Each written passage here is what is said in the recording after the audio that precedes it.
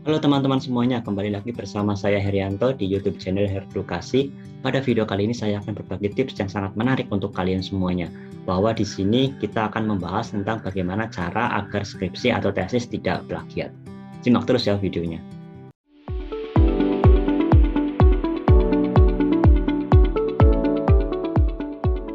Baik teman-teman semuanya, sebelum kita membahas lebih jauh sebenarnya tips apa yang perlu kita lakukan untuk mengerjakan skripsi atau tesis agar tidak plagiat, maka kita perlu tahu terlebih dahulu sebenarnya plagiat itu apa atau apa itu plagiat seperti itu. Nah, di sini teman-teman di layar kalian sudah ada salah satu penjelasan yang terkait dengan pengertian dari plagiat. Jadi menurut Peraturan Menteri Pendidikan Nasional Republik Indonesia Nomor 17 Tahun 2010 tentang pencegahan dan penanggulangan plagiat di perguruan tinggi. Di sini di bab 1 ketentuan umum pasal 1 dalam peraturan menteri ini yang dimaksud dengan plagiat adalah perbuatan secara sengaja atau tidak sengaja dalam memperoleh atau mencoba memperoleh kredit atau nilai untuk suatu karya ilmiah dengan mengutip sebagian atau seluruh karya dan atau karya ilmiah pihak lain yang diakui sebagai karya ilmiahnya tanpa menyatakan sumber secara tepat dan memadai. Jadi di sini sudah kita tahu ya sebenarnya plagiat itu apa. Di sini ada definisi yang atau pengertian yang secara jelas yang menyebutkan. Salah satu poin pentingnya adalah ketika kita mengakui karya milik orang lain tanpa kita menyantumkan sumbernya, itu termasuk plagiat seperti itu. Salah satu poin pentingnya. Lalu agar kita lebih paham lagi, coba kita simak uraian berikut ya.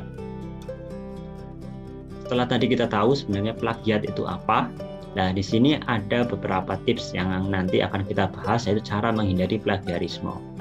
Nah, di salah satu website dari mit.edu itu disebutkan bahwa cara terbaik untuk menghindari plagiarisme adalah dengan memahami apa itu plagiarisme. Jadi cara terbaiknya itu kita harus paham dulu sebenarnya plagiarisme itu apa. Kalau kita nanti paham tentang plagiarisme, maka kita akan bisa menghindarinya. Nah, kita itu harus menghindari plagiarisme baik disengaja atau tidak disengaja. Jadi kadang orang itu bisa saja secara tidak sengaja itu malah melakukan plagiarisme, bisa saja seperti itu. Kemudian namun sebelum mendefinisikan konsep terkait dengan plagiarisme ini, maka ada beberapa pengertian yang perlu kita ketahui, terutama terkait sebenarnya apa itu kutipan, parafrase, dan juga ringkasan. Karena seringkali ini membingungkan ya mahasiswa terkait dengan pengertiannya. Baik teman-teman semuanya, tentu di antara kita sudah sering sekali dan familiar sekali terkait dengan kutipan seperti itu. Nah, kutipan itu sebenarnya harus menggunakan kata-kata yang tepat ya dari sumber atau elips jika kita menghilangkannya. Jika kutipannya relatif pendek, misal kurang dari 3 baris atau 40 kata, kata-kata itu harus diapit tanda kutip. Jadi nanti teman-teman semuanya tentu sudah masih ingat ya bahwa kutipan itu kan sebenarnya ada dua jenis, ada kutipan langsung dan juga kutipan tidak langsung. Nanti akan kita coba pelajari di video yang lainnya seperti itu. Baik teman-teman, jadi kutipan ini tuh berbeda ya dengan parafrase lah. Kalau kutipan ini seringkali biasanya kita tuh sama ya dengan sumber aslinya, kita pindahkan ke skripsi atau tesis biasanya itu sama persis, itu biasanya kutipan seperti itu. Lalu sebenarnya kalau parafrase itu apa gitu ya. Nah, di sini sudah ada penjelasannya terkait dengan parafrase. Nah, teman-teman semuanya, parafrase itu disebutkan bahwa parafrase adalah untuk menempatkan ide-ide dalam sebuah bagian ke dalam kata-kata kita sendiri. Biasanya mengikuti urutan ide-ide dalam aslinya. Semua ide utama disertakan. Parafrase seringkali lebih pendek dari aslinya. Sebuah parafrase yang mendefinisikan istilah atau konsep mungkin sebenarnya lebih panjang. Setiap parafrase membutuhkan jenis kutipan yang sama dengan kutipan yang tepat seperti itu. Jadi parafrase itu bahasa sederhananya itu mengubah sebuah susunan kalimat yang kita mengubah susunan kalimat dari yang kita baca di sebuah sumber, misalkan dari buku atau dari jurnal, kemudian kita olah menjadi bahasa kita sendiri, kemudian kita tulis ulang seperti itu. Jadi parafrase ini berbeda ya teman-teman dengan kutipan yang sebelumnya ya, yang tadi kita sudah bahas bahwa di parafrase ini harus kita ubah kalimatnya. Ya, tujuannya sebenarnya nanti akan kita tahu ya. Manfaat dari kita menggunakan parafrase ini sangat penting sekali ketika kita menulis atau menyusun skripsi atau tesis. Kemudian ada juga teman-teman, biasanya kita juga mengenal ringkasan seperti itu ya. Nah, di sini juga masih di website yang sama ya, juga disebutkan terkait dengan ringkasan. Jadi, ringkasan itu menempatkan gagasan utama dari sebuah bagian ke dalam kata-kata kita sendiri dan secara signifikan mempersingkatnya. Sekali lagi, kita harus mengaitkan gagasan dengan sumber aslinya seperti itu. Jadi ini hanya agar kita tuh paham bedanya apa antara kutipan, parafrase dan juga ringkasan. Namun kalau kita menuliskan sebuah skripsi atau tesis, itu yang sering kita gunakan adalah kutipan dan juga parafrase seperti itu. Baik teman-teman semuanya, tadi kan kita sudah tahu ya beberapa istilah penting ya. Nah, di sini sebenarnya apa itu plagiarisme? Nah, masih dari website yang sama, dari mit.edu, maka disebutkan bahwa plagiarisme adalah penggunaan ide atau bahasa orang lain tanpa mengakui bahwa kita tidak menciptakannya. Nah, definisi ini berlaku untuk ide, kata, dan struktur yang tidak biasa dimanapun kita menemukannya, dalam buku, di halaman web, ataupun di email. Setiap kali kita menyertakan informasi atau kata-kata orang lain dalam dokumen, kita harus mengakui sumbernya dan menyertakan kutipan yang akan memberitahu pembaca. Jadi kalau kita menyertakan sebuah informasi atau kata-kata milik orang lain, kita tentu harus menyertakan sumbernya ya teman-teman, jangan sampai lupa seperti itu. Nah, ini tujuannya sebenarnya agar tahu, jadi pembaca itu biar tahu sebenarnya ini kalimatnya punya siapa itu. Ataukah punya peneliti sendiri atau sebenarnya ini justru milik orang lain seperti itu. Ini kan sangat penting untuk diketahui oleh pembaca. Itulah salah satu fungsinya mengapa kita itu harus menyertakan sumber di mana kita mengambil kalimat tersebut seperti itu. Baik teman-teman semuanya, tadi kita sudah membahas terkait dengan plagiarisme ya. Nah, di sini teman-teman tentu sudah tidak asing terkait dengan aplikasi Turnitin. Nah, seperti yang kita tahu ya bahwa Turnitin ini digunakan sebagai alat deteksi plagiarisme. Jadi ada salah satu software yang paling banyak digunakan ya di kampus-kampus di universitas itu tentu menggunakan aplikasi Turnitin. Sebenarnya tidak hanya aplikasi Turnitin ya teman-teman, masih ada aplikasi lain. Namun yang paling familiar adalah aplikasi Turnitin. Nah, di sini saya mengambil salah satu sumber dari Risparianto ya tahun 2020. Di sini disebutkan bahwa plagiarisme itu dapat diminimalisir dengan menggunakan software aplikasi Turnitin. Jadi teman-teman semuanya, yang perlu kita pahami justru menggunakan aplikasi Turnitin ini manfaatnya adalah untuk meminimalisir ya dalam plagiarisme ya, dalam melakukan plagiarisme. Jadi aplikasi Turnitin ini sebenarnya bermanfaat sekali karena dengan aplikasi Turnitin ini nanti karya skripsi atau tesis kita ataupun karya ilmiah lainnya itu bisa ketahuan nanti persentasenya berapa seperti itu. Karena dengan begitu nanti kita akan bisa terhindar dari namanya plagiarisme.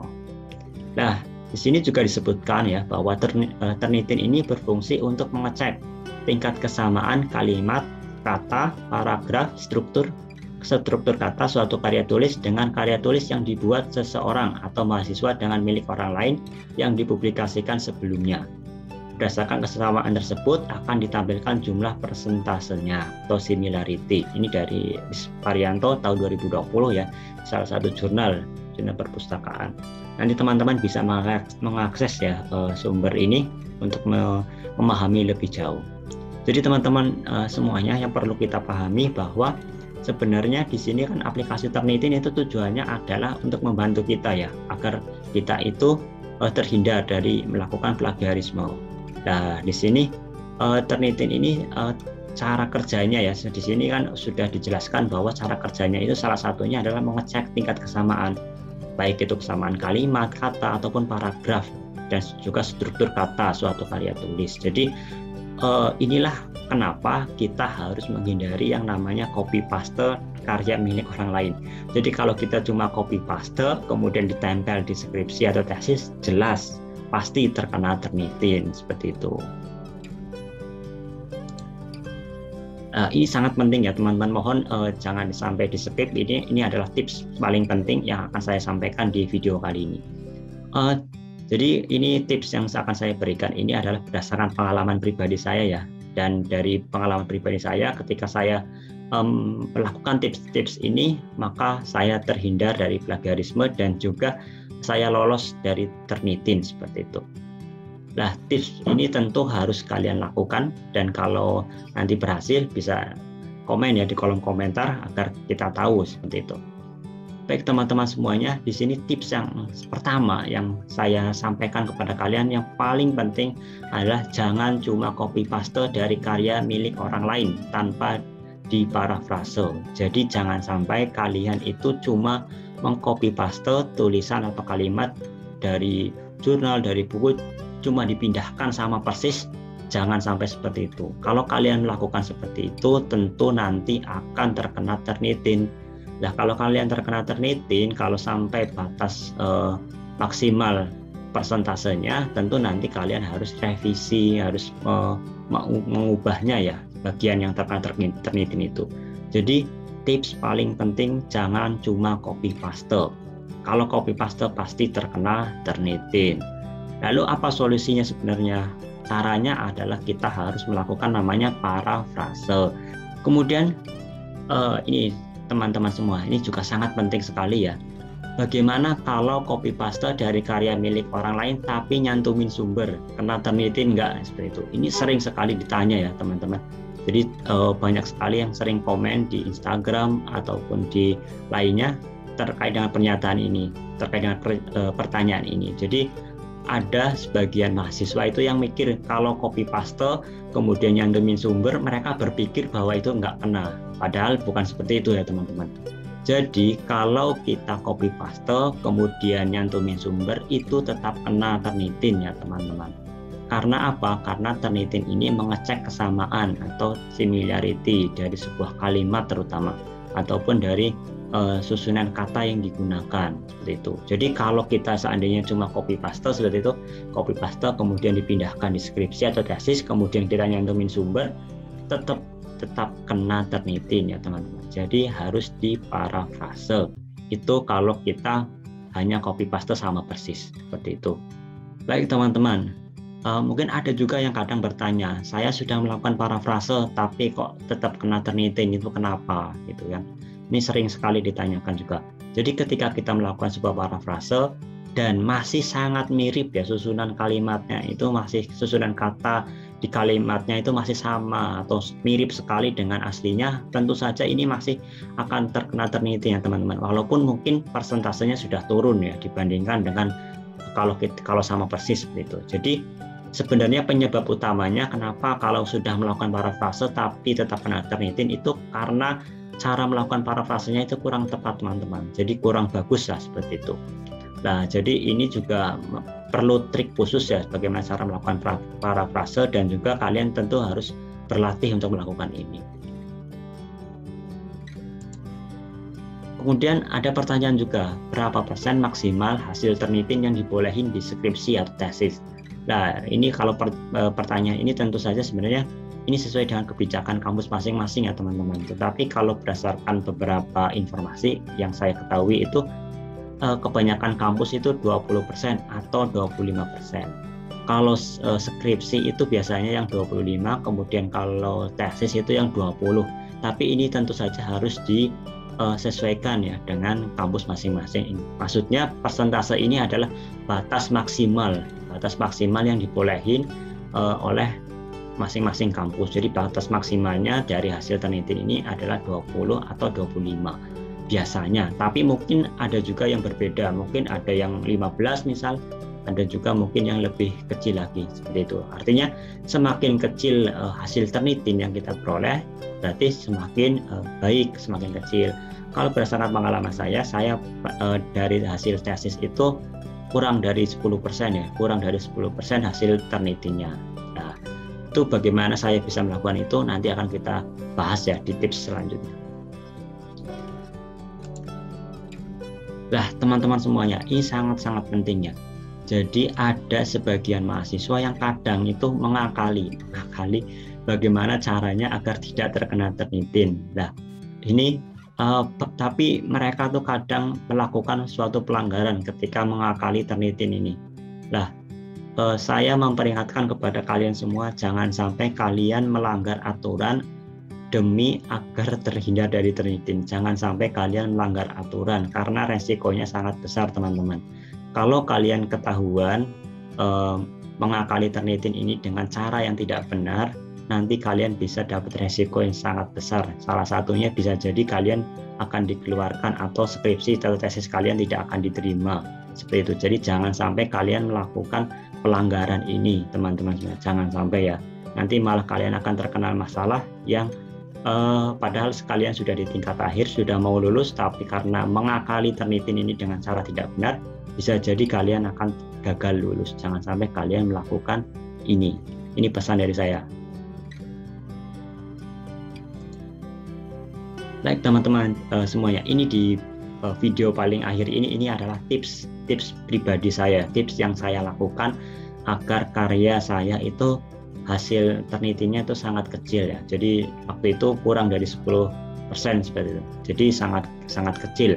Apa yang saya lakukan sebenarnya teman-teman semuanya? Nah, ini tipsnya akan saya jelaskan secara verbal ya, tidak saya tampilkan di tulisan. Tolong disimak baik-baik. Nah, baik teman-teman semuanya.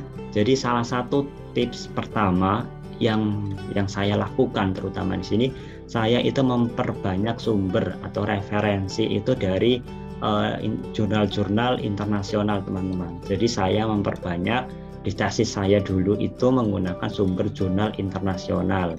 Kenapa saya menggunakan jurnal internasional sebagai referensi saya yang paling banyak secara jumlah? Karena dengan kita menggunakan jurnal internasional yang tentu saja bahasanya berbeda, yaitu menggunakan bahasa Inggris ya, itu peluang untuk terkena Turnitinnya itu sangat kecil teman-teman. Kenapa sangat kecil? Karena secara bahasa sudah berbeda ya. Itu bahasa Inggris, kalau kita terjemahkan ke bahasa Indonesia kemudian kita tata ulang kalimatnya atau kita parafrase sendiri, di situ tentu peluang untuk terkena Turnitin itu sangat kecil teman-teman, karena secara bahasa sudah berbeda lah. Turnitin ini belum bisa mendeteksi itu ya. Jadi seandainya nih teman-teman mengutip dari jurnal internasional, kemudian diterjemahkan, kemudian hasil terjemahannya itu ditata ulang dengan kalimat yang bagus, tetapi maknanya tetap sama, maka itu peluang terkena Turnitin itu sangat kecil, sangat kecil, bahkan aman ya, bisa dikatakan 99% aman seperti itu, karena bahasanya berbeda. Tetapi tentu saja teman-teman harus melakukan parafrase ya, agar lebih bagus, karena kadang kalau kita cuma mentranslate gitu ya, mentranslate langsung apa adanya, itu biasanya kalimatnya masih jelek gitu seperti itu teman-teman, susah dipahami. Jadi harus kalian tata ulang, di parafrase gitu, menggunakan bahasa Indonesia dengan baik dan benar.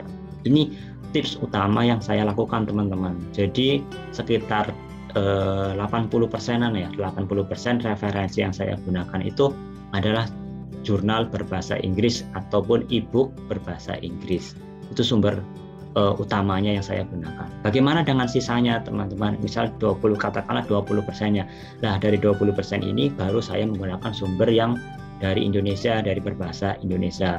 Tentu saja kalau kita menggunakan sumber yang berbahasa Indonesia, maka kita wajib melakukan namanya parafrase.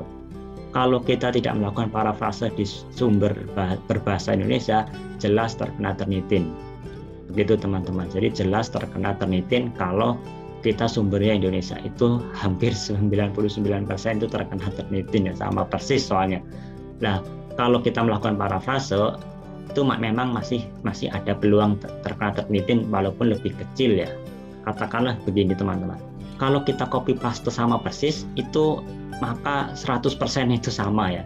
100% sama kalau di Turnitin, maka kalau kita ubah melakukan parafrase, maka persentasenya nanti akan turun teman-teman. Semakin berbeda dengan kalimat aslinya, maka nanti akan semakin turun persentasenya. Gitu.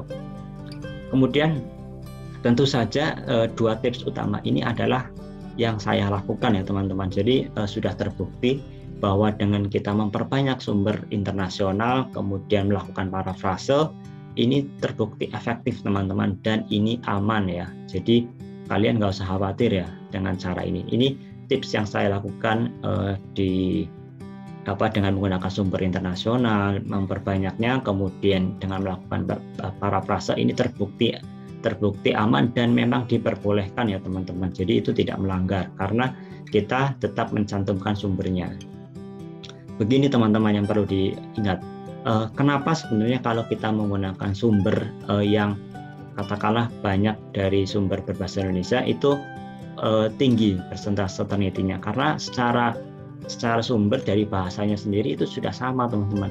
Nah, ketika kita pun melakukan sebuah parafrase, biasanya tetap akan ada sebagian yang tetap kena karena kata-katanya kan mirip ya teman-teman. Kata-kata mirip ataupun sama, dan itu masih peluang ternitinya masih ada kalau sumber Indonesia. Kemudian kalau kita menggunakan sumber internasional, tentu saja karena bahasanya sudah berbeda, tentu peluang ternitinya akan semakin kecil. Namun yang perlu kita ingat bahwa kita tetap harus mengkombinasi ya teman-teman. Jadi kita harus ada sumber internasional dan juga harus tetap ada sumber Indonesianya atau sumber nasional. Jadi jangan internasional semua juga seperti itu. Jadi kita juga tetap harus menggunakan sumber nasional agar data-data ataupun hasil-hasil penelitian dari sumber Indonesia juga kita gunakan seperti itu. Baik teman-teman semuanya. Nah, biasanya penyumbang terbesar dari sebuah hasil penelitian yang memiliki kesamaan tinggi itu biasanya di bagian kajian pustaka teman-teman. Jadi di kajian pustaka kalian kan biasa melakukan kajian teori-teori ya, teori-teori. Nah, disitulah sumber utamanya, sumber paling besar biasanya di situ yang menyumbang ternitian paling besar. Karena biasanya ini kesalahan yang sering dilakukan mahasiswa adalah hanya copy paste. Kalau hanya copy paste sebuah teori-teori, maka jelas itu akan terkena ternitian. Jadi parafrase itu dilakukan baik di bab 1, bab 2, bab 3, bab 4 dan bab 5. Itu semuanya ya tentu harus melakukan parafrase kalau kita memang mengutip karya milik orang lain. Jadi nggak cuma copy paste. Kalau copy paste tentu akan terkena ternitian. Begitu teman-teman. Baik teman-teman semuanya, itulah tips sederhana dari saya yang memang sudah terbukti ya. Saya sudah terbukti dengan menggunakan tips tadi yang saya sampaikan, itu terbukti aman dan itu diperbolehkan. Dan tentu saja teman-teman semuanya bisa meniru dari tips yang saya berikan tadi. Apabila kalian punya pertanyaan, silahkan tuliskan di kolom komentar. Kalian boleh membagikan video ini kepada teman-teman kalian dengan tetap mencantumkan sumbernya ya. Silahkan kalian bagikan agar teman-teman kalian juga semakin paham ya terkait dengan apa yang saya sampaikan tadi. Apabila ada koreksi, mohon dituliskan juga di kolom komentar. Siapa tahu mungkin ada sesuatu yang saya sampaikan kurang tepat seperti itu. Sampai jumpa di video selanjutnya. Jangan lupa untuk subscribe dan juga mohon bantuan likes dan juga bunyikan loncengnya. Terima kasih.